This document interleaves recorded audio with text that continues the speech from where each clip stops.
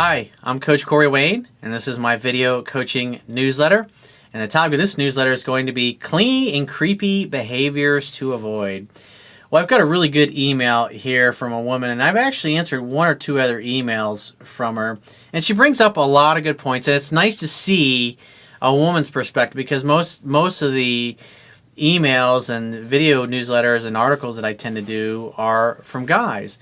But it's nice to get a good, well-written email here from a woman that she goes through some really specific things. And so you can see from what the woman's perspective is like of what she's seeing and how the guy she's dating, how their actions are affecting her. And so I've got a quote that I want to share, and this is from St. Augustine. It's one of my favorites. He says, "Faith is believing in what you do not yet see. The reward for this faith is to see what you believed." So she says, "Hey Corey, I did what you said and you were right. I was being a little clingy and I already noticed a difference." Well, this was the previous email she was talking. She realized that the guys that she really liked, she tended to act a little needy and a little clingy and over pursue a little bit much, which caused the guys to feel like they were going to lose their freedom and therefore they'd blow her off the same way she was blowing off guys that she was dating or started to date when they started to pursue or come off as a little needy. And so she says, "I can't get through my dating emails without guys." This is so funny. I had a girl years ago. I may have talked about this before. When I met her on Match.com, and she's from Russia, beautiful girl, and she had contacted me because when I put an ad on Match, I put out there what I want, and I wait for women to get in touch with me. And so she was telling me I was the only guy that she ended up meeting, and she said within like 24 hours she had over 100 emails. And she's like, it's so overwhelming. It's like, how do I respond to that? And like some of the guys, because she had so many emails, they got pissed off and sent nasty emails to her when she didn't respond right away. Like, "Oh, you're stuck up. You think you're all..." I mean, you should listen to some of the stuff that she was telling me that these guys were doing. So you're going to see a little bit of that here from this particular woman. It's very frustrating. And so she says, "I can't get through my dating emails without guys propositioning me for friends with benefits and even threesomes. One guy said, 'You live far away.' And I said, 'Okay, call me if you're ever around.' And now I have a clinger." Because the guy's thinking, "Oh my God, she likes me. She's the one." And it's obviously a dude that doesn't have very much success. And so, I'm talking to the woman that wrote the email. So that's what you're seeing. It is like right on the other end, right away, a guy gets like, he thinks, "Oh my God, this is it. She's going to be mine." And he just blows up her phone and just pursues and totally acts like a stalker and freaks her out. And a lot of guys do that shit. It's amazing. Like, I can't tell you how many times over the years I've been talking with women about this same subject. They say the same exact stuff. She says, "Not only is he looking for friends with benefits, but he also likes to play 20 questions and annoy the shit out of me. I didn't answer all of his questions because there were so many." Yeah, he's like, he goes into interview mode. And it's like, in his mind, he's like got a checklist. So he's figured, okay, I'm going to check off all these things and make sure that this is the right girl for me. And it's like, women want to be in a love story. It's like, what's romantic about that? It's kind of like, it's like going to the doctor's office or like going to the store or like shopping at the mall or something like that. So she says the best part, this particular guy who's clingy and stalkerous, she says the best part is he has no job and wants to know how much money I make. He sounds like a winner. I mean, can you imagine? It's like, guys that write in are like, "I never get any responses to the emails I send to girls." It's like, you wonder why they write shit like this, and they actually think it's going to work. She says he has ideas about my career too, but out there. So now he's obviously offering unsolicited advice about her career and what she should be. So he's obviously a little controlling. Why? Now, why would a guy be controlling in that situation? Because he feels totally out of control. He doesn't feel like he has any control of his own life or his own career or his ability to provide or make money. And he kind of sounds like he's expecting a woman to take care of his ass. I mean, there's guys out there that are really good at manipulating women. I talked about this in a video I did last week. There's a guy just got arrested. He impregnated 4 guards in a prison.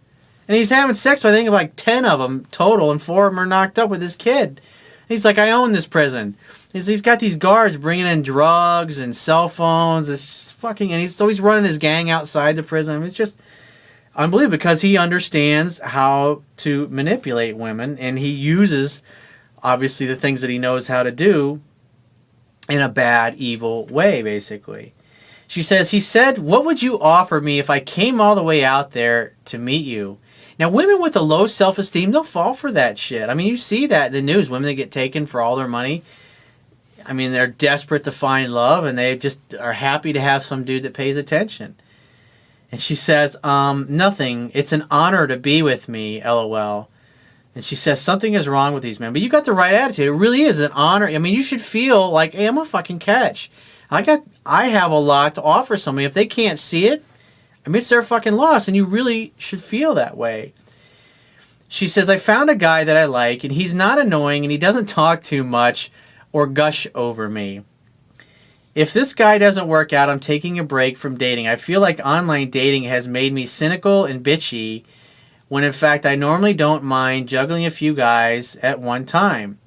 I need a vacation. Is there something I'm doing to attract this type of guy, or is this just an unfortunate side effect of dating? Are these guys just not right for me?" Well, I would say it's partly the energy that you're putting out there, and it's also what you're actually writing in your profile. She says, "This problem keeps getting worse. They keep getting more pervy, and they all just want sex. I can't sleep with everyone." She basically said, "I don't want to be the neighborhood or the city bicycle." So it's like, obviously she brings up, it's like she's, as a woman in our society. Now, if she was a dude, you'd be getting high-five. Oh, like you banged 100 women. That's awesome. Well, the girl, it's like you slept with 100 dudes. Like, oh my God, you're a slut. You're a whore. I mean, that's how society is. It's a total double standard. And so, like, you know, I've said numerous times in videos, this is why sex has to be the guy's fault, because women are they're worried about getting that label from their friends or their family, like she said, of being seen as like the town bicycle where everybody gets a free ride, basically. And so, I mean, as you can see, you see the kinds of behaviors that guys are exhibiting, and that's why they don't get anywhere. So my advice to you is, obviously, you need to modify your profile. And I would put in there that you'd like to meet a guy who's very patient, who wants to take his time, who's not in a rush to get across the finish line to get married. He has emotional self-control. Put in there the things that you ideally want. Not so much the things that you don't want, but put in there things that you really like and that are really attractive to you in a man. Because obviously some of these guys are reading this and they're responding. And I did an article a while back called The Ultimate Online Dating Profile, and you can take some of the techniques and the strategy that I put in there, and that will help fine-tune the responses that you're getting. And it's like, so if you're a guy, or if you're a man or a woman, if you have a dating profile and it's not working very well, if you go and you Google Corey Wayne, The Ultimate Online Dating Profile, and follow the guidance in there, that will help you create a dating profile that works to pre-qualify the people that are reading it, so you can specifically spell out what it is that you want. Because think about this. If you keep doing what you've always done, you will continue to get what you've always gotten. So if the results that you're getting from your dating profile are sucking and you're getting a bunch of needy, insecure stalkers, then you definitely need to change how your profile and use the Ultimate Online Dating Profile as a guide. So if you have a question that you'd like to ask me, or you want to get my help personally with a situation or a challenge that you're having, go to my website, click the products tab, which will be at the top of your screen, and just follow the instructions for booking a paid phone coaching session. And I will talk to you soon.